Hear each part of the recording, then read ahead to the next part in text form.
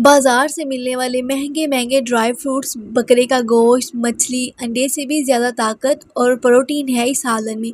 ये सालन एक ताकत के खजाने की चाबी है। अगर आपके सर में दर्द, कमर में दर्द, टांगों में दर्द या फिर हड्डियों और जोड़ों में शदीद दर्द है, तो आप इस जादुई सालन को खाना शुरू कर दें। आपका सर, कमर दर्द सिर्फ 2 हफ्तों में ख़त्म हो जाएगा और बल्कि सालन को खाने से आपकी नज़र भी बहुत तेज़ हो जाएगी। तो आप इस जादुई सालन को अपनी डाइट में लाजमी शामिल करें ताकि आपकी जिस्मानी कमज़ोरी और जिस्मानी थकावट, पट्ठों और जोड़ों का दर्द ख़त्म हो सके।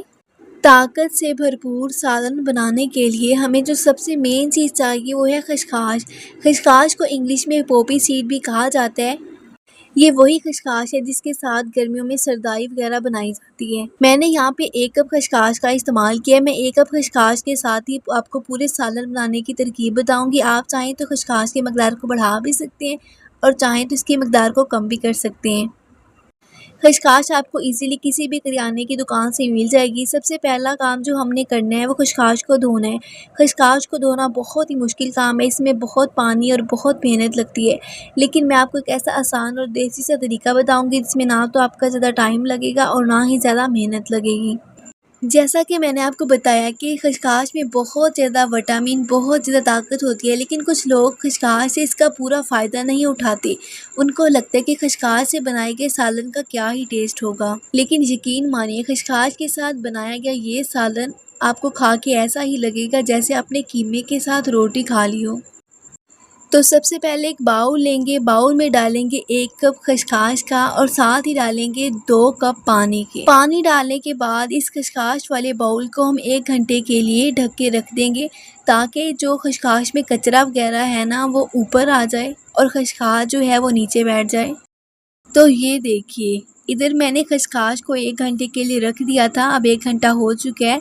तो ये देखें जो है खसखस सारी नीचे बैठ चुकी है और जो उसका कचरा है वो किनारों के ऊपर इकट्ठा हो गया है और पानी के ऊपर भी थोड़ा सा जो है ना गदली मिट्टी सी आ गई है। अब इधर आपकी टोटली अपनी मर्जी है, चाहें तो इस खसखस को खुले पानी के साथ धो लें, लेकिन मैं इसे धोऊंगी नहीं। मैं एक सिंपल दूसरा खाली कटोरा लूँगी और खसखस वाला मिक्सर खाली कटोरे में डाल दूँगी और 3 से 4 बार इसी स्टेप को मैं फॉलो करूंगी। अभी मैंने ये स्टेप सिर्फ 3 से 4 बार फॉलो किया। आप देख सकते हैं खसखस के अंदर जितना भी कचरा था ना ये ऊपर आ चुका है और खसखस हमारी बिल्कुल साफ हो चुकी है। अब हम एक छलनी लेंगे, मैंने यहाँ पे सिंपल आटा छानने वाली छलनी का इस्तेमाल किया है। जो खसखस के अंदर पानी है ना उसको हम अलग कर देंगे। जो कचरा आप देख सकते हैं कितना फाइन तरीके से अलग हो चुके हैं। ये जो साफ खसखस हमारे पास पड़ी है ना हमने इसको ग्राइंड कर लेना है। तो अगर आप इस खसखस को मिल्क शेक बनाने वाले जग में ग्राइंड करेंगे ना तो आपको इसमें थोड़ा सा मज़ीद पानी डालना पड़ेगा ताकि खसखस अच्छे तरीके से ग्राइंड हो सके। लेकिन अगर आप इसे मिल्क शेक वाले जग में नहीं करना चाहते तो आप सिंपल जिसमें मसाले वगैरह पीसते हैं उस मिक्सी में डाल के इसे ग्राइंड कर लें। मैंने तो छोटे मसाले पीसने वाली मिक्सी में इसे डाल के अच्छे तरीके से पीस ली है। खसखस नरम थी तो मुझे इधर पानी डालने की ज़रूरत नहीं पड़ी।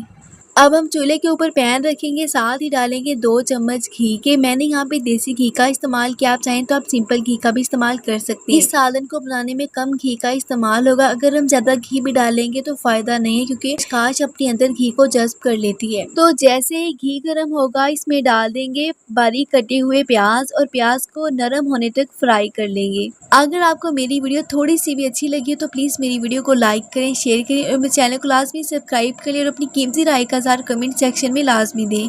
देखिए प्याज हमारा नरम हो चुका है। अब हम इसमें शामिल कर देंगे एक छोटे साइज़ का कटा हुआ टमाटर और टमाटर को भी 1 से 1.5 मिनट तक भून लेंगे और इसमें डालेंगे नमक मसाले।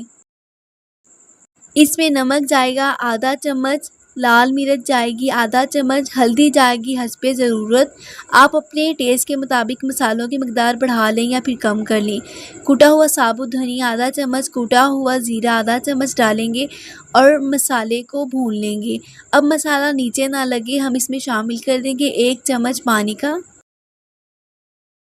तो अब हम मसाले में डाल देंगे ग्राइंड की हुई खसखस। खसखस की तकरीबन 8 से 9 मिनट तक भुनाई करेंगे। जैसे जैसे हम इसकी भुनाई करते जाएंगे इसका कलर थोड़ा थोड़ा चेंज होता जाएगा। आपने मेरी एक बात का ख़ास ख़्याल रखना है कि आपने खशखाश को अच्छे तरीके से धो लेना है। ये ना हो कि आप खशखाश को अच्छे तरीके से ना धोएं और फिर जब आप सालन बनाएंगे तो सालन में से ऐसे मिट्टी का टेस्ट आएगा, जो कि सारी रेसिपी आपकी ख़राब हो जाएगी और आप मुझे मुफ्त में बददुआएं देंगे। तो प्लीज़ खशखाश को अच्छे तरीके से धो लेना।